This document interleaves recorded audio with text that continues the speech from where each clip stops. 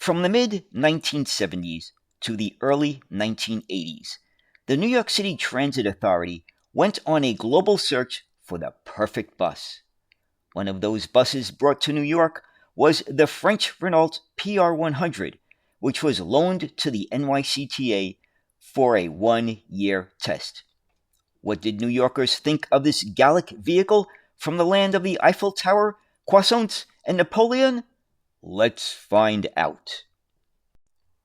Hi, this is Jeffrey, and from the mid-1970s to the early 1980s, the New York City Transit Authority went on a global search for the perfect bus.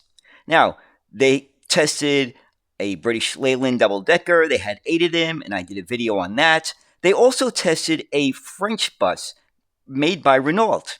And in this video, that's what we're going to take a look at.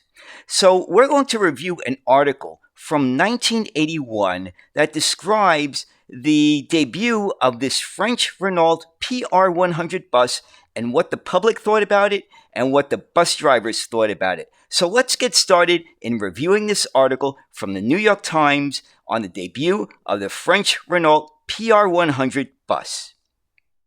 And here's the article. New York City testing a bus with a Gallic twist by Dorothy J. Gator, dated November 12, 1981. New Yorkers traveling on 2 city bus routes were treated to travel with yet another accent, French, as the transit authorities' search for the perfect bus for New York City grows global in scope. The city's fleet of buses is becoming ever more varied. 2 Japanese buses manufactured by Hino Motors Limited began a year-long test in Manhattan on June 9th. A British double-decker was tested and found to be wanting a little more than a year ago. And a Hungarian bus that has an accordion-like hinge in the center to allow it to turn better and to accommodate more passengers was brought in not too long ago just for study. The French buses, which are in the midst of a one-year test, were manufactured by Renault Vehicles Industries and are on loan to the city. They are running on Manhattan's M4 and M100 routes. As bus designs go, the French model is coquettish, sunny, and full of surprises, such as seating on 3 levels, plastic strap hangers, and a floor built on an incline that gets steeper as a passenger walks towards the rear. Some passengers liked the features and some did not, citing the problems the disabled and elderly might have in negotiating the steps to the next level. Older people aren't going to be able to climb up there, said Miyaya Boliba, a handyman, and if the bus has to stop short, suppose they fall. But Benno Korpner, a retiree, said he would have no problem with the steps. About the bus in general, he said, it's attractive. People will enjoy it. The Renault's body is white with a blue racing stripe. At 98 inches wide, it is 4 inches narrower than the standard American-built bus, but 2 inches wider than the Hino. Its interior is color-coordinated in beige, dark brown, and orange, with an unexpected flight of fancy, plastic seats of brilliant sky blue.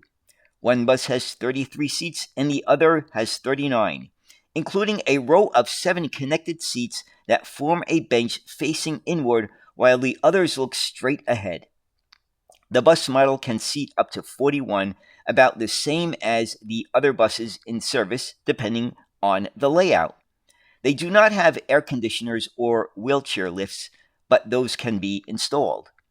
Unlike the Grumman Flexible and General Motors buses that have heavily tinted windows, which some say make it hard to see street signs at night, the Renault's windows are lightly tinted, almost clear. There is a huge window in the rear, and there are more windows in general. James A. Williams, a city bus driver for 15 years, demonstrated how the windows work. They open too, he said, just a little so that kids can't hang out. He called the Renault the best of the new buses because of its quick pickup, braking power, wider front double doors, and easy-to-open exit door and creature comforts for the driver. Bouncing up and down in his seat, he explained that it had shocks that made riding over potholes a less unpleasant experience. Both the short and the very tall found fault with some of the bus's features. "I find I need more legroom," said Steve Coolish, a lawyer who is 6 feet 4 inches tall.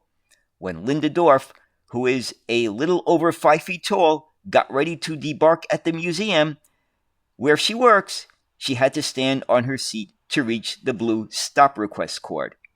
C'est la vie. And that's the end of the article. So that was an interesting historical perspective on an obscure bus that ran in New York City. The PR100 from Renault didn't work out, and it was returned to France, and no further French buses were ordered as far as I know. So, anyway, I hope you enjoyed this video, which was a look at the Renault test bus in 1981. And as always, thank you very, very much for watching, and have a great day. Bye.